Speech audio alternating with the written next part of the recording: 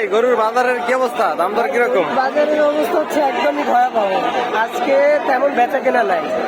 প্রথমত গরুর খামারি হওয়ার কারণে অনেক মানুষ খামার থেকে গরু নিয়ে আসে, তো এখানে বড় যে গরুগুলো আছে ওইগুলোর বিক্রি হচ্ছে না। তো মানুষ দেখছে কিন্তু বৃষ্টির জন্য আরো বেচা কেনা ব্যাহত হচ্ছে। তো এই মিলিয়ে হাট চলছে কিন্তু বেচা কেনা খুবই কম।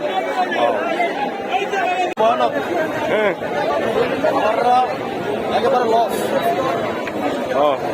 গোলা প্রচুর পরিমাণে খাবার হওয়ার কারণে গরুর উৎপাদন বেশি, এজন্য গরুর দাম কমে গেছে। আমার মাথা আচ্ছা আচ্ছা, বড় কোনো গরু বিক্রি হয় না, গরুগুলো এক একটা ফ্রাই করার জন্য কিন্তু এটা আবার লাস্টে আবার মজাদার হয়ে গেল বিষয়টা, বেড়াই গরু দিকে কিনতে হচ্ছে। এই ভিডিওটা দিন